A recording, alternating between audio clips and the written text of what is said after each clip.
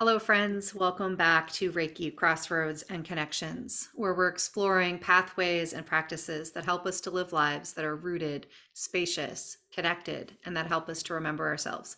My name is Michaela. Welcome back to Heartscapes. And today I get to have a conversation with somebody whose field of study and of work is both deep and wide in some areas that I am fascinated by, but don't have direct experience in. And so I love these kinds of conversations because I get to really lean into something that fascinates me and learn quite a bit. And I'm sure that all of you coming along for this journey will learn quite a bit as well. So I want to welcome in Lynn Galliano to our space today. Welcome, Lynn. Thank you so much. It's such an honor to be here. Yeah, I'm so glad that we get to have this conversation. And I love the kind of spontaneous ways sometimes that I get to connect with folks, the pathways that bring us together. And so we connected through the other podcasts I'm involved with, the Reiki Women podcast, and I look forward to having conversations with you in that space as well. Thank you. So Hi, me too. yeah, Yeah. absolutely. So, friends, I just want to introduce you to Lynn with a little bit more detail. So, Lynn is a board certified behavior analyst and a school counselor, in addition to being a wife, a mom, a grandma, a stepmom, and a really amazing community member here in the San Francisco Bay Area. I say here, but I'm about an hour up north from you. But we're practically neighbors in the scheme of the country. And you and I first connected through your role as a certified personal coach with the She Recovers Foundation and the Facebook group that you manage that helps connect women in recovery with healing services. Really look forward to digging into that work. So, Lynn also provides training and support to a team of behavioral therapists who work one on one with autistic children ages 18 months to 18 years. And Lynn has worked with individuals with developmental disabilities of all ages in various environments for going on 23 years. Currently, you're developing something that sounds really, really exciting, a three-pronged approach to support individuals experiencing change, experiencing high levels of stress due to a wide range of life circumstances, the challenges that come through our life, everything from mental health challenges to substance abuse to getting a new job and other types of life transitions that bring high levels of stress. And this program includes trainings in mindfulness and self-reiki and meditation and something called the ACT or ACT matrix to swiftly navigate the presence of obstacles such as unwanted thoughts, feelings, and sensations. What an incredibly powerful program that is going to be. And I love this piece as well that you are a lifelong seeker of divine revelation and of spiritual experiences, and you follow an eclectic spiritual path that you call the way. That feels very relatable, the eclectic spiritual path. And I look forward to hearing whatever piece of that wants to come through in this conversation. So, again, Lynn, welcome. Thank you. That was an awful lot when you hear it. Right? And that was edited Yes, down. This that's a lot. like we Thank walk you. these paths and we're just in the moment whatever we're doing, but then we build this landscape that can go on quite extensively. Yeah, so as we settle into this space together, I want to just start by checking in and seeing how you're doing today. We're here in the afternoon, so you've had a bit of a day. So how are you? I am well, thank you. Yeah, I actually am coming off of a 4-day weekend of taking care of my 1-year-old grandson, who is he's just the cutest person I know, but also just exploring walking and getting into everything. And that was, I found muscles that I didn't know I had anymore. Like just, you have to be on it every second with a small little person to keep them safe. But what a bundle of joy and love. So, if I'm a little discombobulated, it's just fatigue from grandson care. But I mean, what a great way to get fatigued. So, Yeah, best kind of discombobulation for sure. yes, Yeah. yes. Yeah, I'm feeling a little bit of discombobulation for totally different reasons. I think it's kind of seasonal discombobulation. You know, we're really shifting into the springtime. We're just about a week away from the spring equinox, and I'm a gardener and I do a lot of work kind of in the landscape, and so and then just generally, you know, as an extension of that, try to notice and align myself to those seasonal rhythms so that I'm not so blindsided by things like winter depression or, you know, summer fatigue. That, yeah, this is actually aligned well with the season. But so in this like transition from winter into spring, there's a lot of like rapid increase of energy and activity. And all of a sudden, there's all kinds of things that need to get done, stuff that I've kind of done a decent amount of prepping during the winter. So I'm not completely blindsided, but you know, definitely it's now like, get that fence built so you can get the beans planted next month and blah blah blah, just all the things. And that kind of increase of energy and a little bit of frenetic energy that comes this time of year, it shows up in different areas of my life.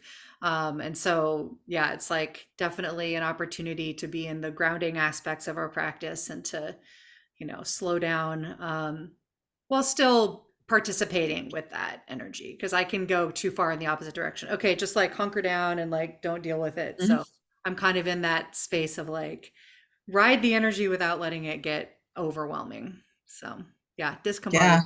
Yeah, Good word. I did some the Facebook group that I run, which we'll probably talk a little bit about. We do a monthly like women's check-in and did a meditation this morning, part of which was had to do with like imagining like a shape. I can talk more about that, but the shape that came to me out of the blue for no reason. I mean, I don't relate to the shape normally was a pentagon. And I had to look up, I had to Google like in spiritual, in the spiritual world, what would a pentagon symbolize? And it came up as like earth, air, fire, and water in balance, like Mm, all of the five elements. And so it was like really cool that, you know, we were having this meditation on shapes and this whole like sort of balance thing came through this morning. So I love that. that Yeah. was, yeah. Yeah. Amazing. Um, well, you know, as we start to kind of shift towards things like the Facebook group, like the things that you facilitate, I'd love to have you just, you know, take a moment to share a bit about your pathway into this. And, you know, the way that I always think about it is that our lives are made of many threads that are woven together into the tapestry of our life. That create, you know, a landscape that we have been traveling through for all of this time. And in any given moment, like this moment, for example, there'll be parts of that tapestry, there'll be threads in that tapestry that are more clear to you, that are more important, that are resonant. And so I'd love for you to just share a little bit about the threads that you followed into this work, and just in this moment, what stands out to you as the most important thing to share about how you came to doing what you're doing. Yeah, thanks. I have a couple of different ways to think about that. So the work that I do, which I consider like my employment work, which I've done for 23 years, that story is really to summarize quickly, I sort of fell into it. I wanted to be a school counselor because I wanted to help kids that were dealing with bullying.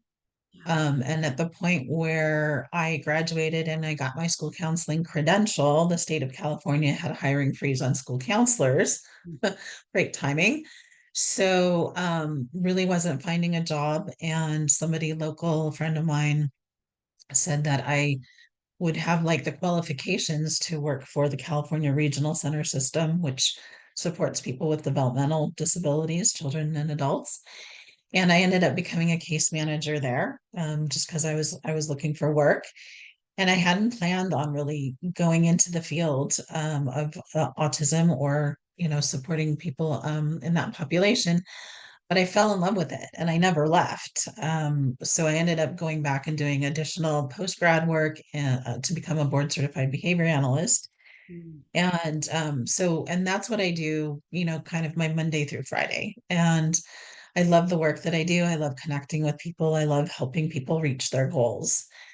And then what kind of came through several years ago is I decided that I wanted to make some changes in my life and my relationships, kind of just get healthy mind, body, spirit, change my relationship with alcohol. And I looked for support, I looked for connections, and I found several different pathways that I went down. I found the She Recovers Foundation, Mm. started by Dawn Nickel and Taryn Strong, mother and daughter team that are amazing. And through them, I met Andrea Bernstein, who is the co-founder of the Facebook group that I run. And she was a coach. She is a coach.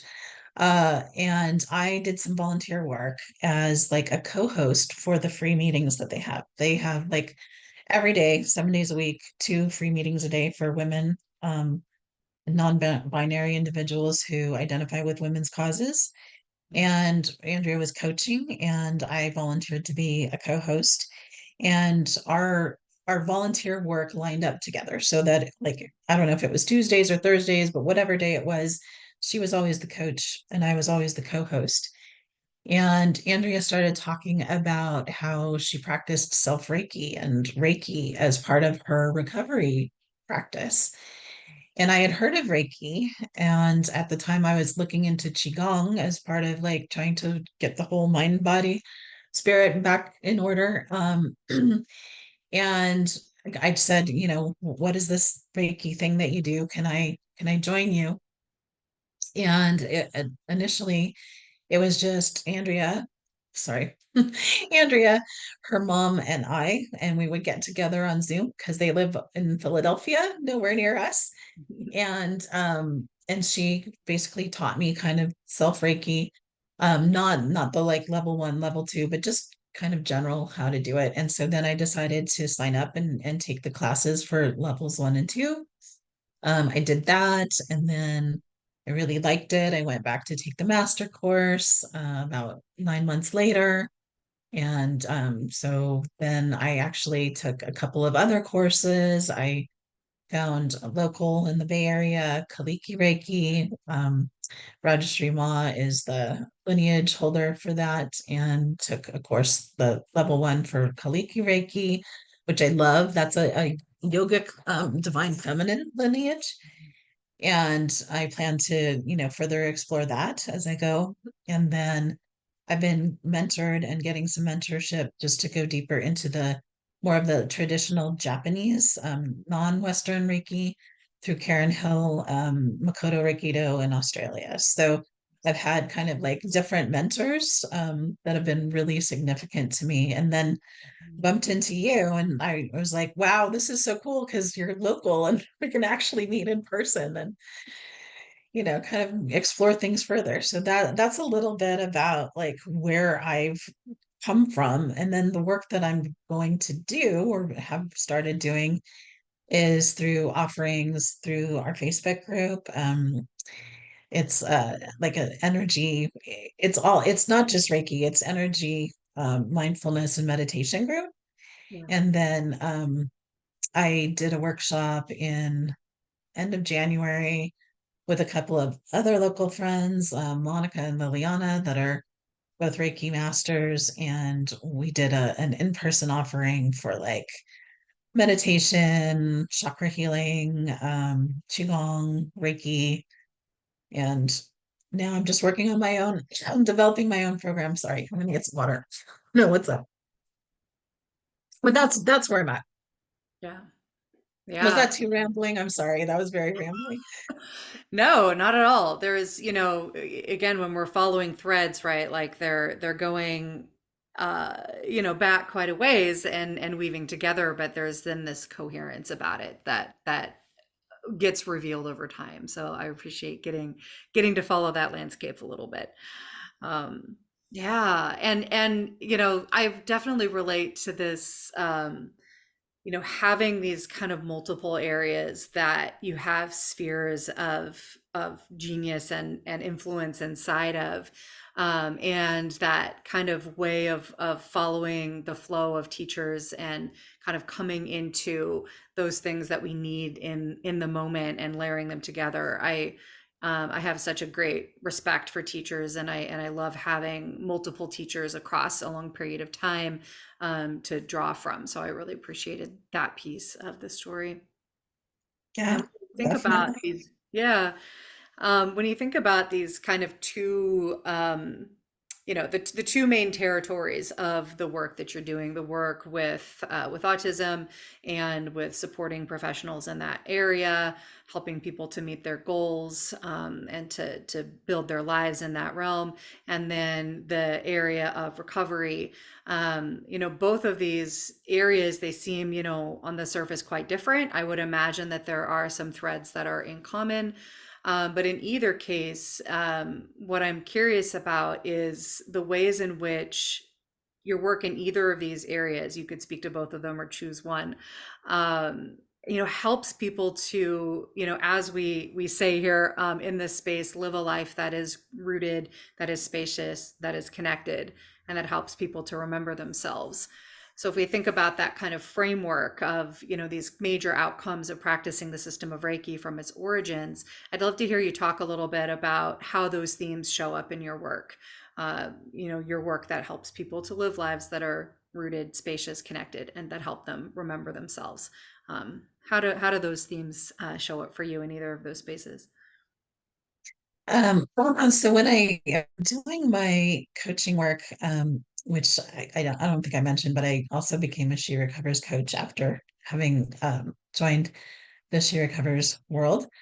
Um, I found that I had some, I guess I would say, just like a different toolkit than a lot of coaches because I'm a board certified behavior analyst, and people are like, "What is that?" No, people don't really know. It's if you were in a school district and you had a child with an IEP, some of the supports are like speech pathology and occupational therapy and behavior, like behavior support.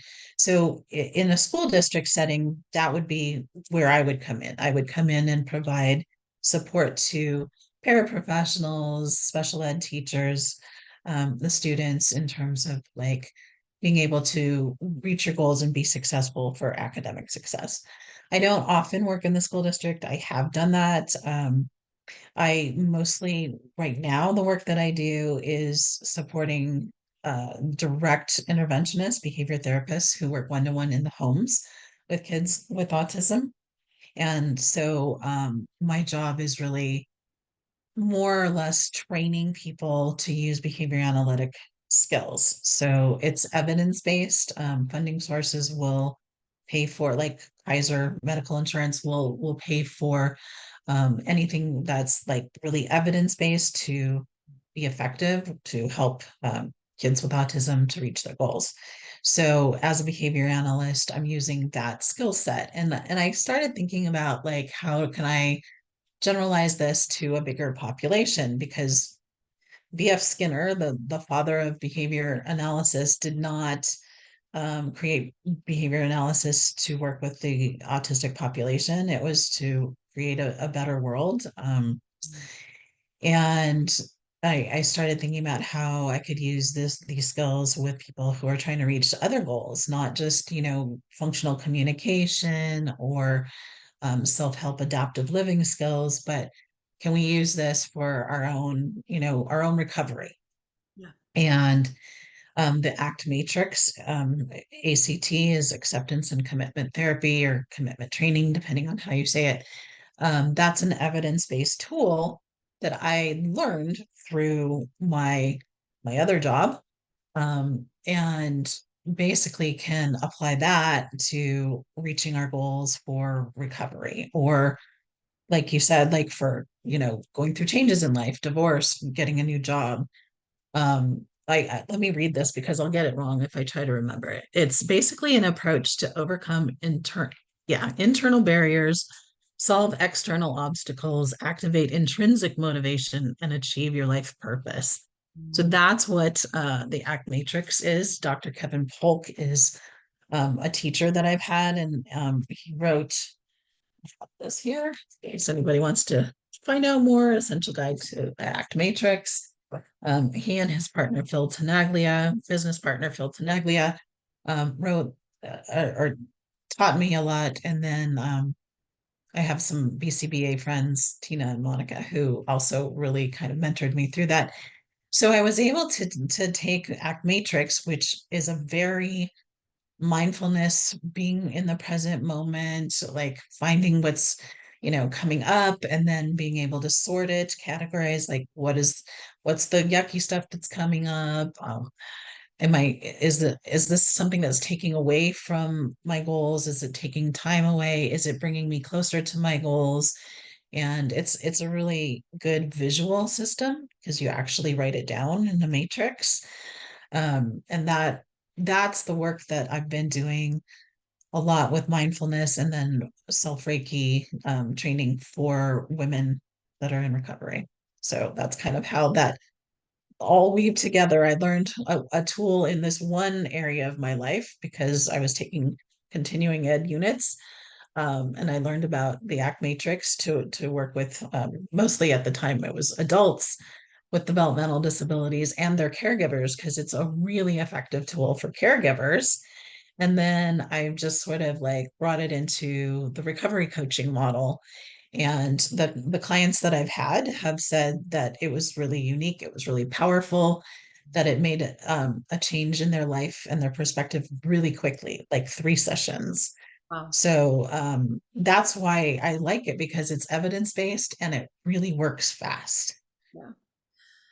I love this dynamic of bringing, a tool that you learned in this one very specific context and seeing the applicability across these other realms and then bringing it into spaces where you're able to, work with other modalities and kind of expand and play. I would imagine at least on your side, there's a bit of playfulness in terms of bringing these things into contexts that are different than how you learned them, and that's very relatable to my experience of working in higher education for years and years, and then stepping into opening hardscapes and kind of bringing certain tools and skills and methodologies from teaching in that very specific context into this very different one. um, and part of what that does is it helps to break down these silos that we can get into of like, I am this kind of a professional and I work in this realm and I'm not connected to and I don't know these other realms, right? Whereas, of course, human experience is very interconnected. So there's so much value to be found in cross-pollinating different fields and different areas. And so, yeah, I love that we can do that when we choose to branch out, but there's a challenge to that in that we're now kind of spreading ourselves across different types of work. So just want to acknowledge and appreciate you for doing that and for being playful and experimental with that.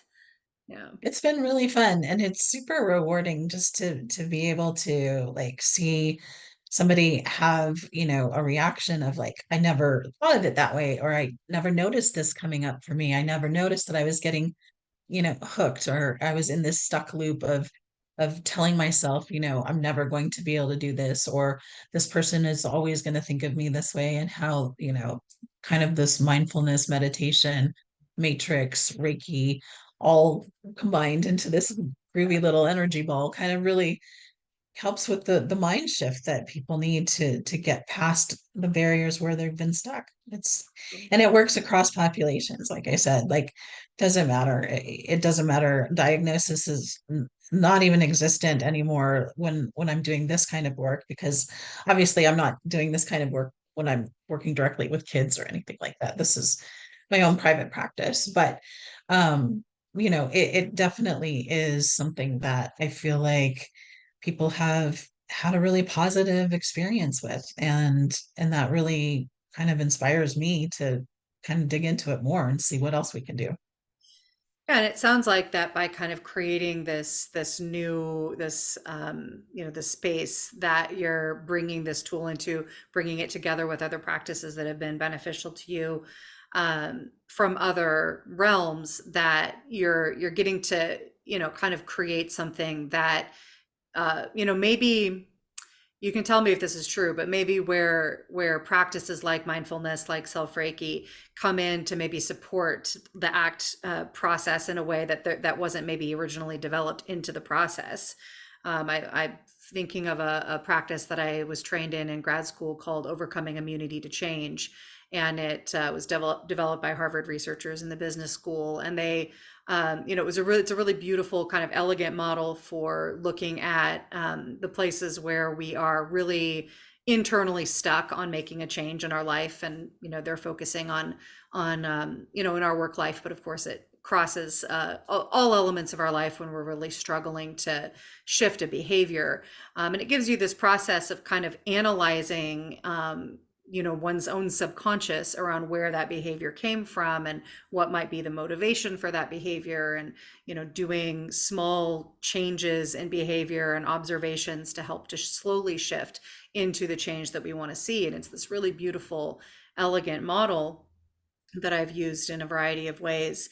But I could see that like there was this deficit of, there was a lot of mental energy involved. There was a lot of analysis and like reflection, and thinking and problem solving involved in the model, but there was no embodiment practice. There was no energy practice. There was nothing to help a person kind of regulate their nervous system when they're going into these memories and going into this like, oh God, this is that childhood thing that makes me behave this way as an adult, then all of the things that can come up when we kind of open up that space. There wasn't anything in the model to help address those things. And I'm like, but I have those things over here from these other, Right. areas of life and these other forms of training. And so now when I, run that practice, I'm bringing in, Reiki and, mindfulness and soul collage and intuitive practice, and from my perspective making it a much richer offering. And so I'm hearing some of that from you, that you get to kind of create this more complete buffet of goodness by bringing together these different areas. I love that buffet of goodness. Yeah, the way that I sort of I mean it's evolving. So I'm not stuck to this, but the way that right now I'm doing it and the way I envision it is that it's sort of we start with like I don't know if you know the RAIN mindfulness practice. Tara Brock is an insight meditation teacher, and RAIN is an acronym for recognize, allow, investigate, and nurture. And so I start by teaching that and kind of going through an actual mindfulness meditation using the RAIN practice. And then, the next thing that we do, and this is basically like an hour to an hour and a half for a session. The next thing that we go into is using like the board to do an act matrix sorting session. And I won't go into all the details behind that because that's a whole other conversation. But it's kind of like, what's your life purpose? What are the things that are the most valuable to you? Where do you want to be? Where do you want to spend your time? And what's taking you away from that? And how can you deal with life? Life comes up, things come up that are barriers, things are challenges. How can we accept those and still be present for the people that we love? So that's kind of the matrix process. And then kind of ending with like a self Reiki guided meditation to just like, now that we've gotten all of this out and we're like looking at it, because it's very visual. Like I actually kind of do it on a whiteboard, and there's like a, here, let me draw a real quick matrix just so that people will know, what is she talking about, this matrix thing? Because it's not Keanu Reeves in a movie, although it's a good movie. Yeah. It's kind of like just this. And so there's dialogue that goes here, here, here, and here. And you're kind of like going around in a clockwise motion and trying to get, kind of back to this place where you're rooted and grounded, Yeah. as you mentioned. And then, so once you've got all of this information out there, it's like, what do we do with it? That's kind of like what you said. There was no embodiment practice. So taking the time to like, okay, let's sit with it and meditate and become quiet and look within and look within our hearts and take it from here to here and take it from our, you know, sympathetic to parasympathetic nervous system, kind of like all of that. And just it really kind of like it just completes this wonderful little circle, I find. Yeah. Yeah. No, I appreciate that visual. There was something that you mentioned that I wanted to circle back to because I really appreciated it. It was the way in which you seem to have an expansive definition of the term recovery. Oftentimes when we think about a person in recovery, oftentimes we're talking about recovering from substance abuse challenges or other forms of addiction. And that's, of course, a very important definition of that term. Um, and when we broaden that lens, most of us have periods of our life where we're recovering from something that has, come from inside of us or been imposed on us from the outside that requires us to, put a container around that time and bring resources into that time and that experience that we maybe don't need in other times, and to really, be in a process, kind of a liminal space of recovering from whatever that experience was. And so I would imagine that there's benefits and challenges to holding such a broad definition for the term recovery when you're doing this work. Um, but it's intriguing to think about because, on the one hand, at least for me, the way it lands for me is it's kind of destigmatizing a bit around the idea of being in recovery, where you think, oh, well, only drug addicts are in recovery. It's like, Right. well, but we're all recovering from something that has come through our life that Yeah. invites us to pay attention to it and to transform whatever that thing is. So there's kind of an inviting energy to that. I wonder if there's anything else you would say about that definition. Sure. And that's literally the mantra of the She Recovers Foundation is we're all in recovery from something. So well said.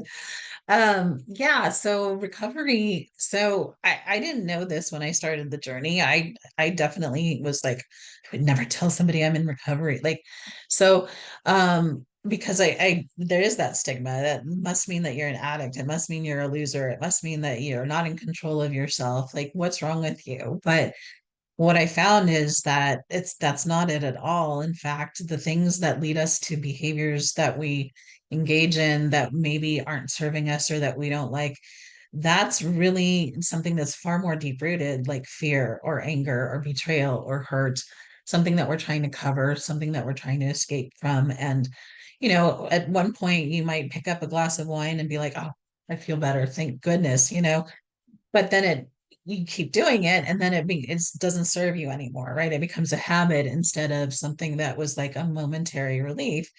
So whatever it is, but I'm the Amazon shopper from whatever. I am definitely in recovery from buying books on spirituality. I have books and books and books on spirituality, and sometimes I laugh at myself because I'm like, what you're trying to become enlightened by buying everybody's book on enlightenment?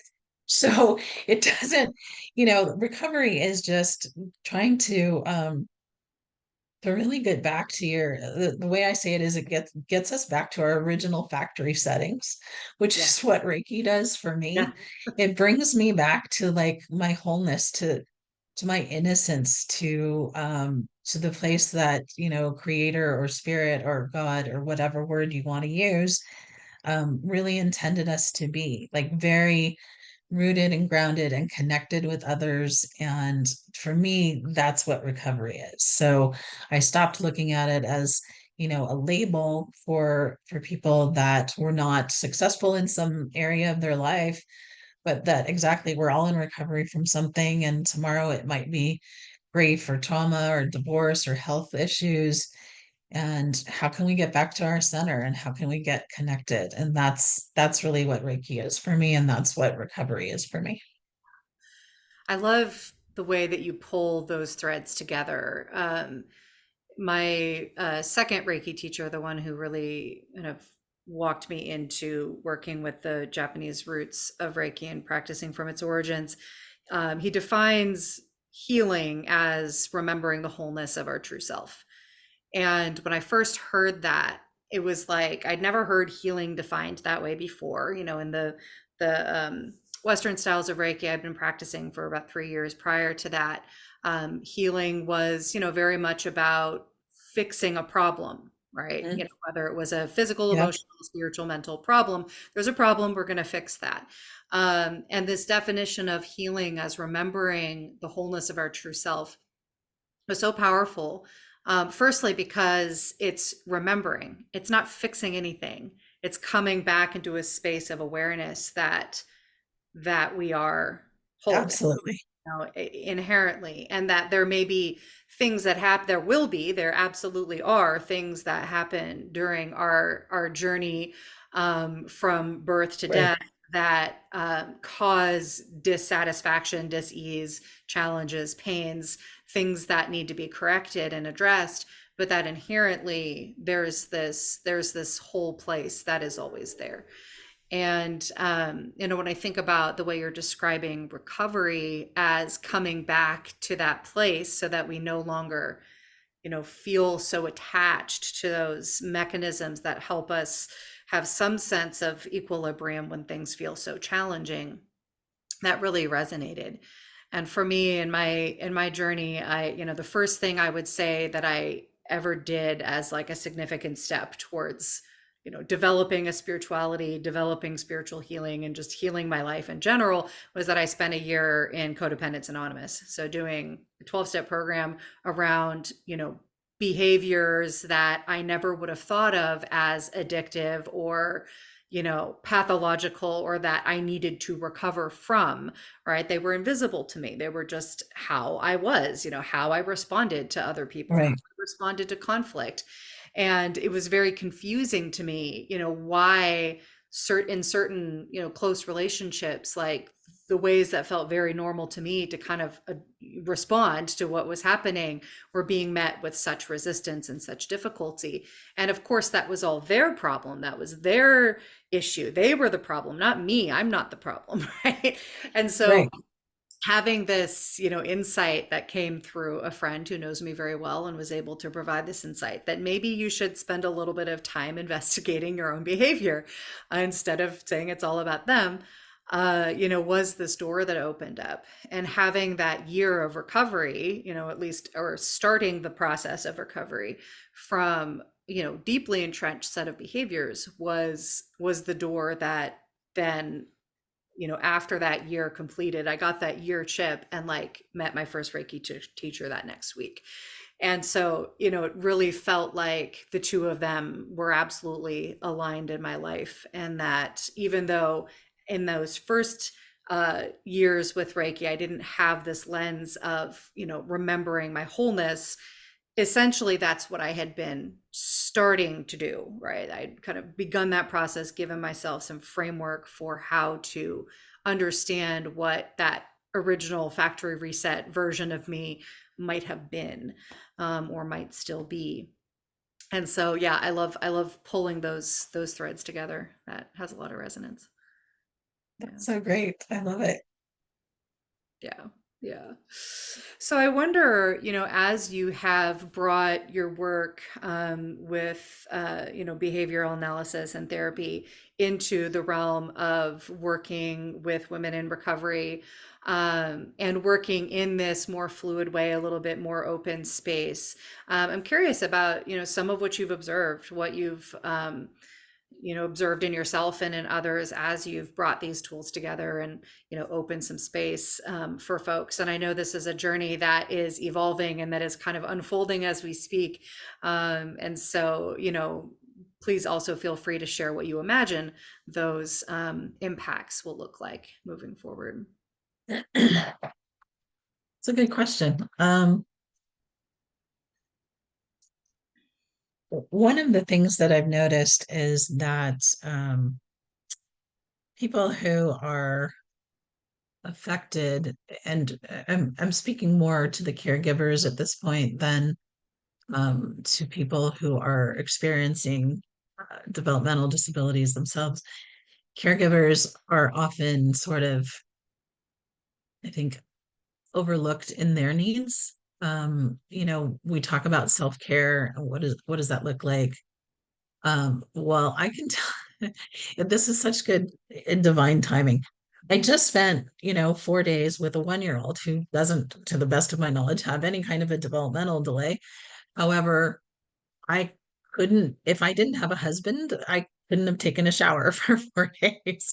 Like, so when you have somebody that's a dependent that you have to care for, and they don't, necessarily grow out of it at a typical timeline. And by 2 and 3 and 4, they're starting to become independent and they go to school, but you have to continue to care for this person, maybe their whole lives. Caregivers really are super, super stressed. And my heart has grown so much in 4 days for the amount of time and just effort that it takes. So if I can develop something that is, something I can teach where they can use this without having to go somewhere, pay someone, take time out, but just, even if it's 5 minutes, 10 minutes, when they do get that shower moment of being able to go within and reset and restore and just kind of reclaim themselves, remember who they are and all of the amazing strengths that they have.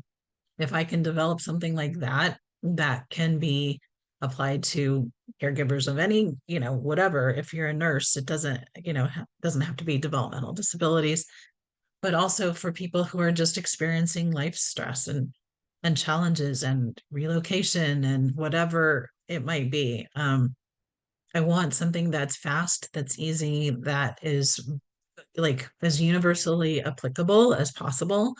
I mean, my recovery work so far has been with women only, but by no means is this like some female oriented program. Like it can be used by anybody, anytime, anywhere, pretty much of any age. And I just want to help provide that tool that you can kind of really tap into and just do that really fast reset where you kind of feel like, okay, I'm ready to face the challenges before me again. Like you don't always have enough time to go, like I said, go have a massage or go out with the girls for a cup of coffee or go to a movie. But you need to be able to take care of yourself in some way. So how do you do that? And then kind of like working through ways that you can mentally sort fast. Like, this is a thought that's coming up. Is this thought true? Does it make sense? Where is this thought coming from? Is it really rooted in anger, fear, whatever, grief? Where is that coming from in my past? Is that actually happening now in the present moment? That's where the mindfulness part comes in. What's actually happening now? What's actually true right now? And then being able to just kind of like sit, and even if it's just putting your hands on your heart and taking a few deep breaths, that's self-reiki right there. And Yeah. it just kind of like brings it back in, and you can, put your hands where you feel like maybe, you're feeling like you need to have that definite like touch. Before I did this interview with you, I had my hands on my throat chakra, because I wanted to really kind of like, concentrate and focus energy on like, what am I going to be saying? What am I going to present? I want to make sure that it's true, not necessarily the truth, but my, what's true for my experience and how can I share it? And if I, help one person by it, then that's amazing. So that took all of like, what, 10 minutes to do that today, but it definitely grounded me and rooted me, and I think it's a really practical tool Yeah, and absolutely. very magic, it just really works. Yeah, absolutely. Yeah, I really appreciate this focus on caregivers, which is, most of us at some point in our life. And this idea of self-care in the moment. I used to teach with an organization, and one of the units that I would teach in schools and organizations and all over the place was on self-care, and the idea of radical self-care is being able to care for yourself in any moment, no matter what's happening, and that looks very different than the way that we think about self-care, in society, as being, pampering ourselves or doing something special, or, I mean, as a Reiki service provider, I absolutely want people to like schedule some nice Reiki sessions Right, and, right. book a massage with my friend who's a massage therapist. Like those are important, doing special things for ourselves, pampering ourselves, that's certainly important.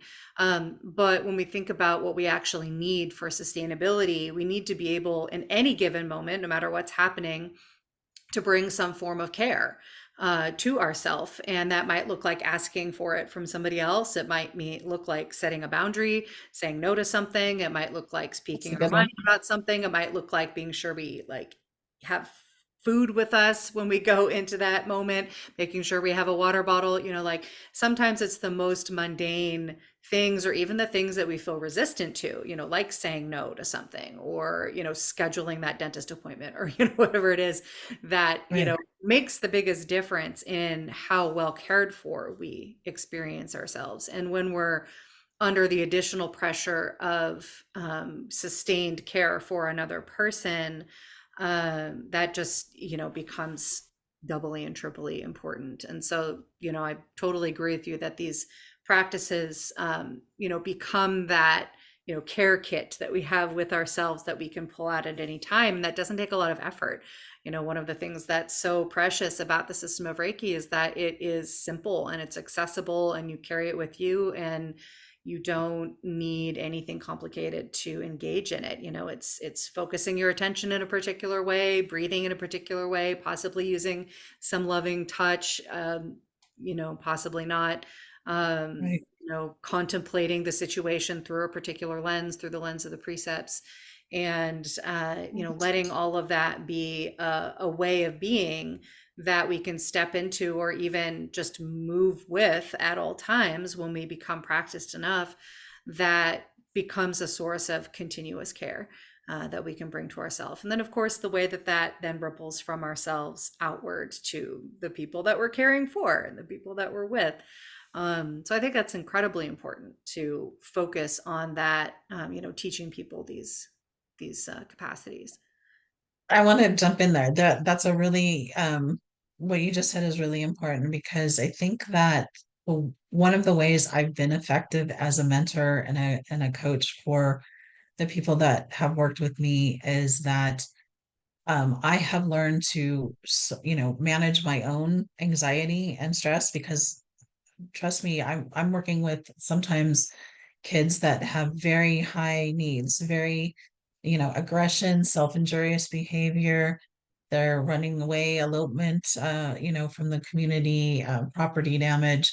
So people who provide care for individuals that are, really in these places where they're very anxious, they're very upset, and they're doing things that are not necessarily expected behaviors. Um, the direct service providers, like, they need someone that's going to help them to feel confident and feel like they've got this. And so I can't do that. I can't train them to do that unless I can do that myself, right? I have to teach by modeling it. And so I had to learn to get over my own anxiety, or at least manage it. I never get over it, but manage it in a way that I can take the deep breaths. I can breathe into my hara space, right? The deep belly breaths, and to just kind of like remind myself, like, I can breathe. I'm breathing what's actually happening in this moment. Nothing is really, it's not tragic. We're going to work through this. We have all the time we need. All we need to do is like create a safe space, be mindfully present, kind of like just slow things down. We try to react instead of respond. And so I teach them to, take a moment and remember, training, and remember how to respond. If you don't know something, that's okay. So I think that what I'm doing is really trying to help people to feel confident in themselves as caregivers, as care providers, or just, people that are going through uh, their own recovery process, their own changes, to feel like they trust themselves in what they're going through and what they're doing, and finding that self-confidence. And that's the restorative, um, that's the recovery work. Yeah. Yeah. Yeah, that's really beautiful. Um, well, there are a number of ways that you're working with folks, and some that are emerging, and some that are available for others to step into. And so I'd love for you to share how folks can connect with you and work with you if this feels intriguing to them. Yeah, so the Facebook group has such a long name. I have to actually look it up. Isn't that funny? Like I don't even it used to be Reiki and Recovery, and then I decided that I didn't want to limit it to people who are only into Reiki. Like, what if you're into Yeah. shamanism? What if you're, you know, pranic healing, energy healing, and mindfulness, holistic recovery support for women? So if you type, I think if you just type in energy healing and mindfulness, it Yeah. should come up. And of course, we That's will put that link down in the description below so folks can Thank you. find Awesome. it. Okay. So that's our Facebook group, and that's one way, and that's free for anyone. We do monthly Reiki shares or meditation. Next month, I'm actually kind of excited. We're going to be working through this book, The Signs of Life, which was written by an anthropologist, and it takes universal symbols and kind of we're going to do some energetic work around symbols. Oh, cool. I might So have to that's the try to April step in on share. that. Yeah, April share for that. I'm going to be, I think, teaching like an online hybrid in person Reiki 1 and 2 in the East Bay, San Francisco East Bay, maybe San Ramon, Danville area, maybe Antioch. I'm not entirely sure where that's going to be in June. And then I plan to do as soon as I get it really more developed, then I'm going to offer caregiver training workshops that I've been talking about, where if you're a caregiver in any way, shape, or form, or even if you're not, and it just sounds like this is a tool that you want to use, you can come and learn it and then probably do some of that online as well. Um, And if I somebody wanted just to, if someone wanted to be sure to know when that goes online, do you have a newsletter or yeah. waiting list or? Yeah, so right. So I finally I've gone through so many iterations of what my company might be called or who I am. I finally bought a domain name after you and I had our first conversation and Oh, nice. actually came through. So I bought energy-applied.com. There's not a website there yet, but the Instagram is there. So it's energy.applied, like at energy.applied. So if you follow me on Instagram there, that's where I'm going to post all of my offerings. And then you can obviously message me for any of that. My email is lynngallianobcba@gmail.com. Perfect. And we'll be sure all of that is down below so folks can find it easily. That is amazing. I'm so excited about this work with caregivers. I think it's so important. And three of my dearest clients are caregivers, two of them to elderly parents, and one to an adult son with Down syndrome. And it's so special getting to work with them in their experience of being in the joy and the honor of being in that role, and the incredible toll that it takes on them in their daily life. So I really I'm appreciate excited. you Yeah, doing that work. Yeah. Yeah. thanks. Well, and where I would love to land for today, it's a question that I often ask folks, which is just to name something in this moment or in this time that is bringing you joy. What is bringing you joy these days, Lynn? We know the grandbaby, right? We kind of began there. So perhaps it is also the grandbaby, but anything else that is bringing you joy? Well, obviously him and my daughter, watching her and her husband, as new parents, and they're young, they're 25 years old, and I'm super proud of both of them because I don't think they necessarily planned to have a child quite so young, but he showed up and they are working through it. They are doing a really great job. And it brings me joy just to kind of watch my daughter become a woman, like figuring out who she is in the world. And it's really neat and special when she'll come to me to ask for like my thoughts or advice, or she likes to call my husband, and he doesn't really say this, but it's super true. She'll call him to ask how to cook certain things. He's a great chef.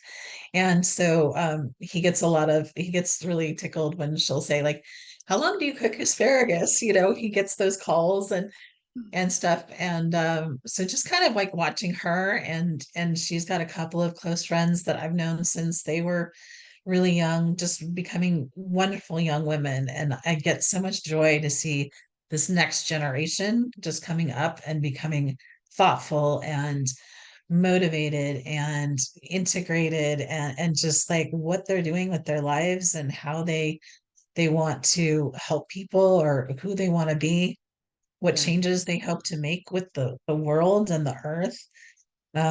I really have a lot of hope for this upcoming generation. People give this generation, the Gen Z and the millennials a lot of, like, I don't know, shade, but I think they're amazing because they've got really great ideas, and they're just not willing to do the same things that we did, in our generation. It's been really neat. So Yeah. watching them all kind of grow into themselves, that's what gives me joy. It's so funny. We're on the exact same page. My older daughter is also 25. She actually just walked in the door from work. So now she's going to hear me talking about her. But yeah, she left home when she was 17 and then moved back in 2020.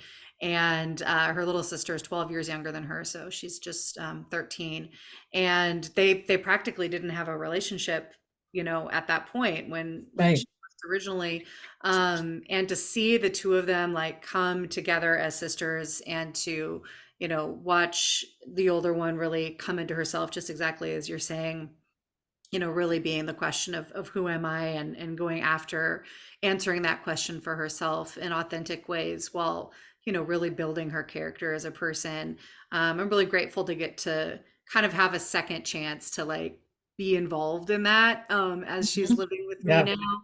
And to just see her and her sister have this incredibly sweet, you know, very close sister relationship that I wasn't sure that was going to happen, when she left, and that hadn't been established yet. So yeah, yeah, I totally echo what you're saying about their generation.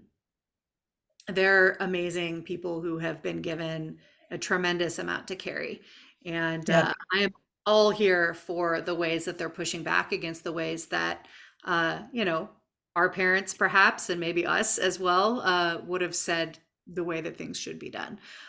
They're like, no, I don't think we're going to do it right, that way anymore. right, right. And I admire them for that. And I'm taking a lot of joy lately in identifying with my generation, my Gen X identity. I've been really Yeah, enjoying like hyper identifying as a Gen X mom, I'm like, we're cool. yep, We we had we really had are. some unique experience. I mean, every generation has unique experiences, but I guess I'm at an age now where I can see the like defining characteristics of my parents' generation and mine and my kids, and to like really appreciate, the pieces that feel like they're mine, and then also appreciate the things that are so different about my kids and their peers. So Yeah. yeah, it's a joy. And Well, I know maybe someday our eventually kids can meet, and maybe they'll be friends. That would be amazing. So, it would. And I knew a cat was going to join us eventually. So yep, we talked about that. yeah. Mine is Yeah. still asleep.